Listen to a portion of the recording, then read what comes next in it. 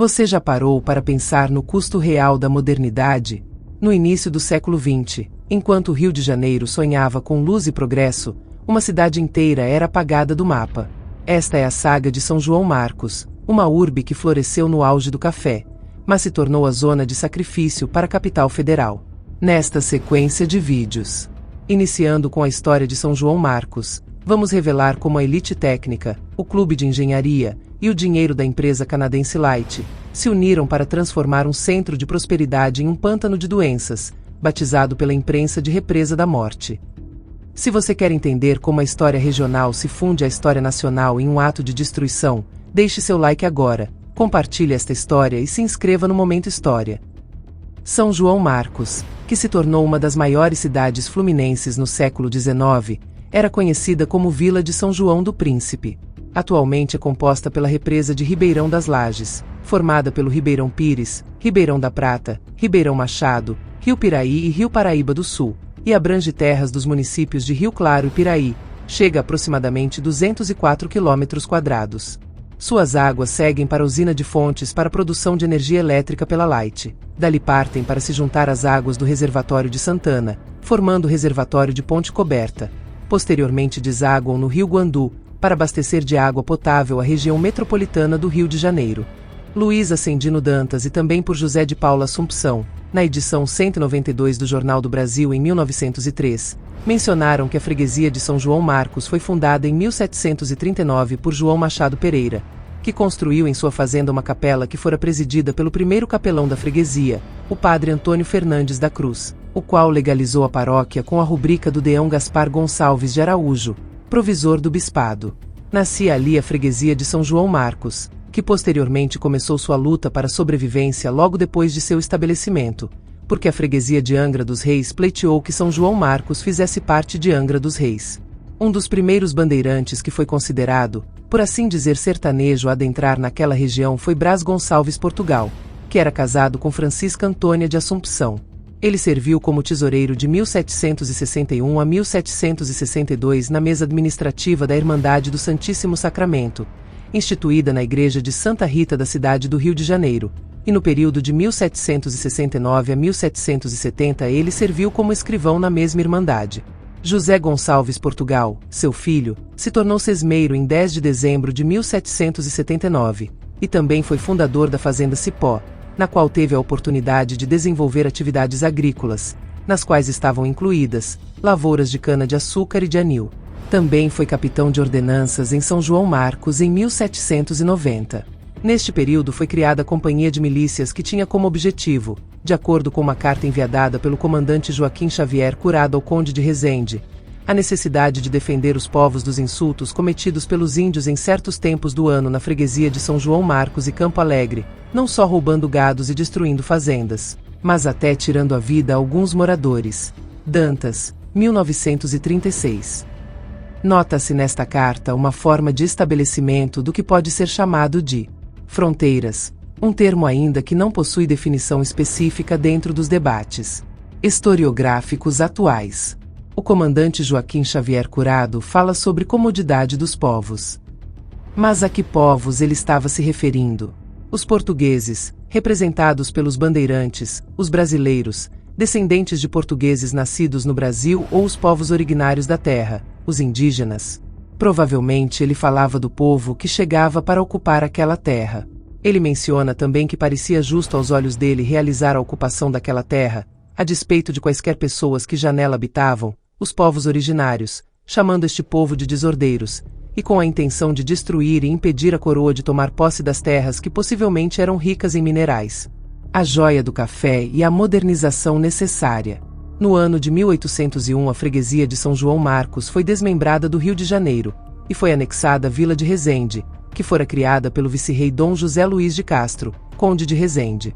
Essa anexação ocasionou a reação dos marquenses, que apelaram para o príncipe regente, Dom João.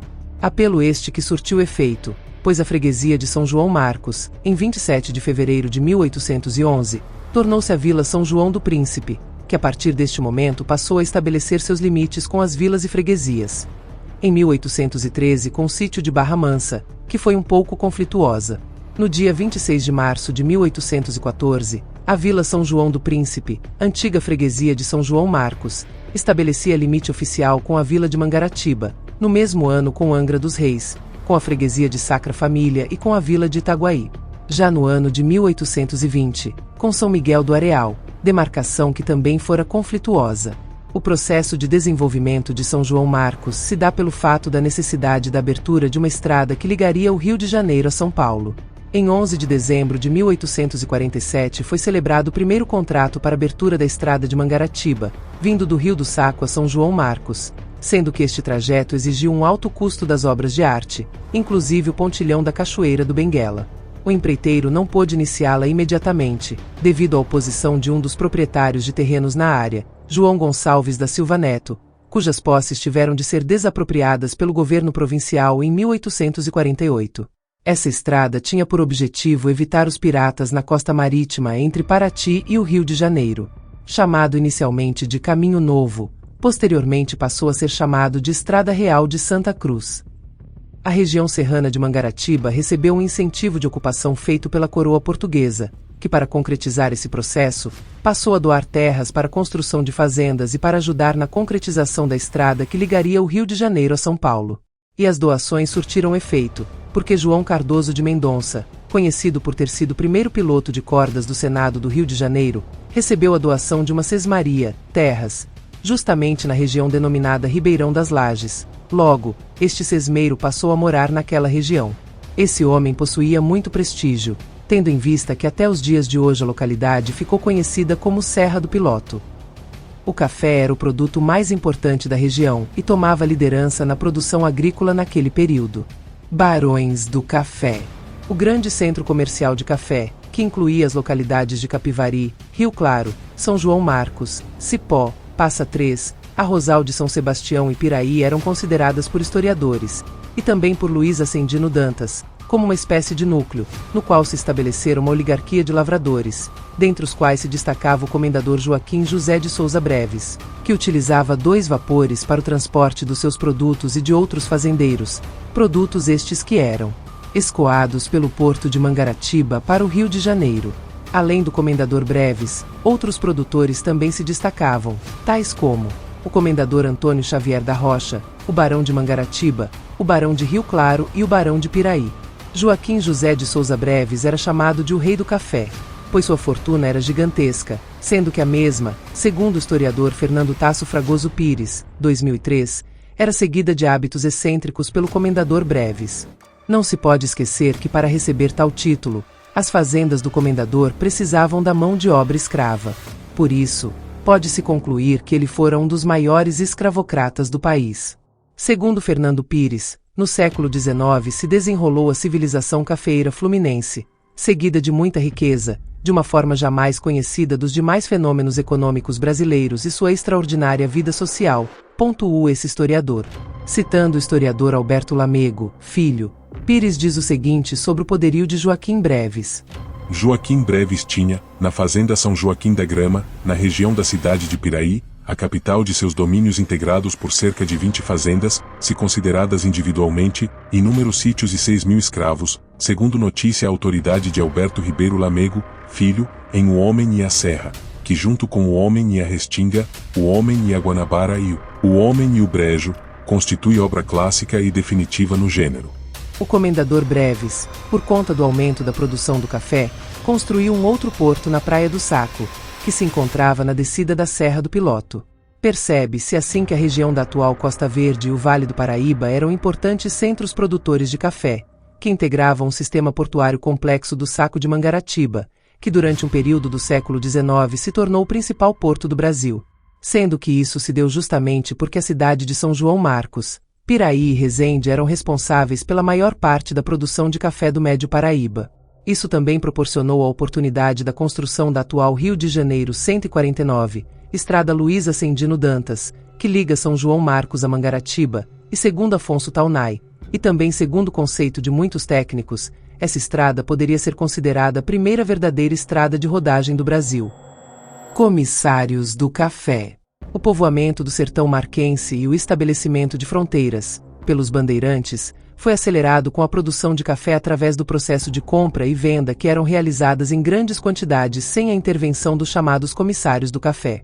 Segundo Perosa, 1980, os comissários do café agiam como intermediários entre o fazendeiro e o mercado comprador. Esse processo aumentava o preço final do café. Os fazendeiros de São João Marcos e adjacências pularam, por assim dizer, os comissários do café. Isso permitiu que seus lucros com a produção e venda do café fossem maiores, principalmente por conta da mão de obra quase gratuita dos escravos africanos.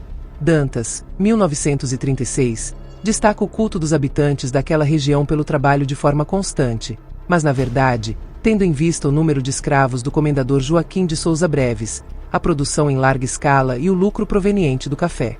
É perceptível que todo esse trabalho era realizado por mão de obra escrava, fato esse que Dantas não explora em nenhum de seus trabalhos mencionados nesta pesquisa. No entanto, sabemos que é muito difícil ignorar a questão da escravidão, principalmente no contexto histórico cafeeiro. São João Marcos, ou Vila de São João do Príncipe, foi elevada à categoria de cidade em 1890, prosperando com a cultura do café no século XIX. E na transição do Segundo Império para a República, por meio do Decreto número 115 de 15 de agosto de 1890, quando o governador do estado era o Dr. Francisco Portela, São João Marcos foi elevada à categoria de cidade. Transformações estas que andam paralelamente com a discussão do progresso e modernização da cidade do Rio de Janeiro. Não obstante, por conta da sua posição privilegiada, tendo em vista a abundância de águas, esta vila virou objeto de cobiça, que futuramente acarretaria sua extinção, literalmente falando. O sacrifício silencioso de São João Marcos é o epitáfio de uma verdade desconfortável. O progresso é, muitas vezes, construído sobre um sacrifício imposto e calculado. A prosperidade dos barões do café deu lugar à fria lógica do capital estrangeiro da Light e à caneta da elite técnica. A cidade que foi coração do Vale do Paraíba não foi vítima de uma catástrofe natural, mas de uma decisão política e econômica. Hoje, os 204 quilômetros quadrados de águas da represa de Ribeirão das Lajes são o túmulo submerso de uma história rica, garantindo que a luz chegue ao Rio de Janeiro e a água, à Baixada Fluminense. São João Marcos nos ensina que, por trás de toda grande obra e de todo avanço, há uma história local que foi silenciada. E o custo invisível desse progresso é a memória de um povo. Mas o silêncio dessa cidade não será eterno.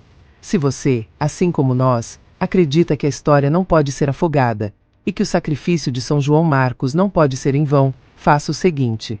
Deixe seu like se você sentiu o impacto dessa saga. Compartilhe este vídeo para que a memória de São João Marcos reverbere. E a pergunta que fica para você: qual outro custo silencioso da modernidade precisamos urgentemente desenterrar? Deixe sua resposta nos comentários. Inscreva-se no Momento História e ative o sininho para que possamos continuar desvendando as histórias que a história tentou apagar. A história está no fundo do lago, mas o resgate começa agora. Até a próxima, com mais um Momento História.